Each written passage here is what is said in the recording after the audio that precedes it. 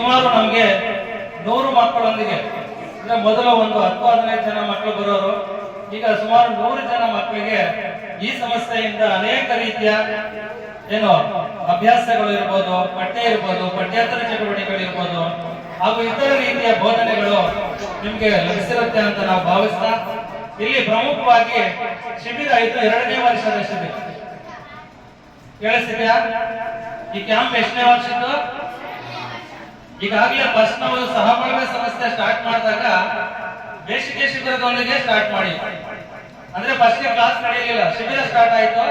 2 ತಿಂಗಳ ಕಾಲ ಸುಭಿಕ್ಷವಾಗಿ ನಡೆಯಿತು. ಬೆಂಗಳೂರು, ತುಮಕೂರು ಕಡೆಯಿಂದ ಸಂಪನ್ಮೂಲ ವ್ಯಕ್ತಿಗಳು ಬಂದಿದ್ರು. ಶಿಬಿರ ತುಂಬಾ ಸೊಗಸಾಗಿ ಸ್ಫುಟವಾಗಿ ನಡೆಯಿತು. ಅದಾದ ನಂತರ ಸಹಬಾಳ್ವೆ ಸಮಸ್ಯೆಯಲ್ಲಿ ಎಂದಿನಂತೆ ಪಠ್ಯ ಮತ್ತು ಪಠ್ಯೇತರ ಚಟುವಟಿಕೆಗಳು ನಡೀತಾ ಹೋದ್ರು. ಇದಕ್ಕೆಲ್ಲಕ್ಕೂ ಕೂಡ ಇಲ್ಲೇ ಲೋಕಲ್ ಇರುವಂತ ಮೇಷ್ಟ್ರುಗಳಿರ್ಬೋದು ಮತ್ತೆ ವ್ಯಕ್ತಿಗಳಿರ್ಬೋದು, ಎಲ್ಲರೂ ಕೂಡ ಪರೋಕ್ಷವಾಗಿ ಪ್ರತ್ಯಕ್ಷವಾಗಿ ಸಹಕಾರ ಕೊಡ್ತಾರೆ. ಅದಾದ ನಂತರ ಮಕ್ಕಳು ಕೇವಲ ದೊಡ್ಡ ಮಕ್ಕಳೇ ಬೇಡ, ಈ ಸುತ್ತಮುತ್ತ ಇರುವಂತ ಎಲ್ಲ ಮಕ್ಕಳಿಗೂ ತಲುಪಲಿ ಅನ್ನೋ ಒಂದು ಉದ್ದೇಶದಿಂದ ರಾಘವೇಂದ್ರ ಪ್ರಸಾದ್ ಸರ್ ಅವರು ಬೇರೆ ಬೇರೆ ಶಾಲೆಗಳಿಗೆ ಹೋಗಿ ಇಲ್ಲಿ ಸಮಸ್ಯೆ ಆರಂಭವಾಗಿದೆ, ಸಮಸ್ಯೆಯಲ್ಲಿ ಏನೇನೆಲ್ಲ ನಮ್ಗೆ ಸಿಗುತ್ತೆ, ಇಲ್ಲಿ ಏನೆಲ್ಲ ಲಭ್ಯ ಇದೆ ಅಂತ ಎಲ್ಲದರ ಮುಖಾಂತರ ಹೇಳಕ್ಕೆ ಪ್ರಯತ್ನ ಪಡ್ತಾರೆ.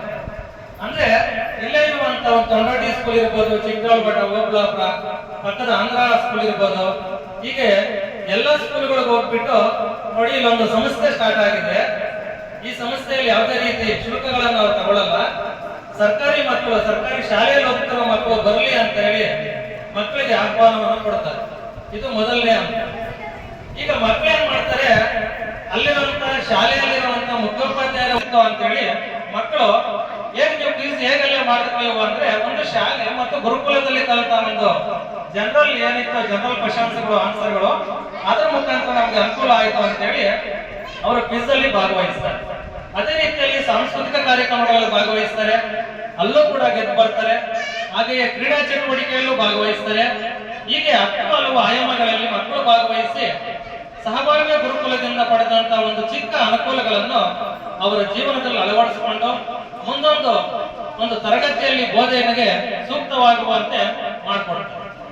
ಹೀಗೆ ಉಚಿತವಾಗಿ ದೊರೆಯುವಂತ ಈ ತರಗತಿಗಳಿಗೆ ಅನೇಕ ಮಕ್ಕಳು ಹಾಜರಾಗ್ತಾ ಸುಮಾರು 100ಕ್ಕೂ ಅಧಿಕ ಮಂದಿ ಮಕ್ಕಳು ಈಗ ಇದರ ಅನುಕೂಲವನ್ನು ಪಡೀತಾ ಇದ್ದಾರೆ.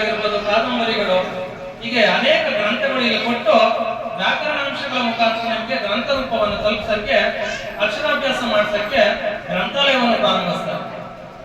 3 ಹಾಗೆಯೇ ಇಲ್ಲಿ ಇನ್ನೂ ಅನುಕೂಲ ಆಗಲಿ ಅಂತೇಳಿ ಏನು ನವೋದಯ ಶಾಲೆಗಳಿಗೆ ಹೋಗ್ತೀವಲ್ಲ, ಮೊರಾರ್ಜಿ ದೇಸಾಯಿ, ಕಸ್ತೂರಿಬಾ, ವಸತಿ ಶಾಲೆಗಳಿಗೆ ಹೋಗ್ತೀವಲ್ಲ, ಹೋಗ್ಬೇಕಾದ್ರೆ ಅಲ್ಲಿ ಪ್ರವೇಶ ಪರೀಕ್ಷೆ ಬರೀಬೇಕು, ಎಂಟ್ರೆನ್ಸ್ ಎಕ್ಸಾಮ್ ಬರೀಬೇಕು.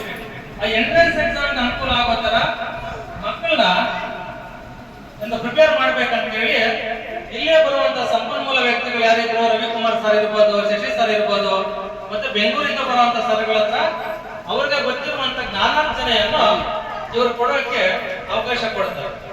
ಈ ನವೋದಯ ಸ್ಕೂಲ್ಗೆ ಹೋದಾಗ ಸಣ್ಣ ಸಣ್ಣ ಒಂದು ಕ್ವಶನ್ಗಳು ಕೇಳ್ತಿರ್ತಾರೆ. ನಮ್ಮ ಕರ್ನಾಟಕದ ರಾಜಧಾನಿ ಯಾವುದು, ನಮ್ಮ ಕರ್ನಾಟಕದಲ್ಲಿರುವ ಜಿಲ್ಲೆ ಪ್ರಯತ್ನ ಪಡ್ತಾರೆ. ಹೀಗೆ ಮುಖ್ಯವಾಗಿ ಇಷ್ಟೇ ಇವತ್ತಿದ್ದು.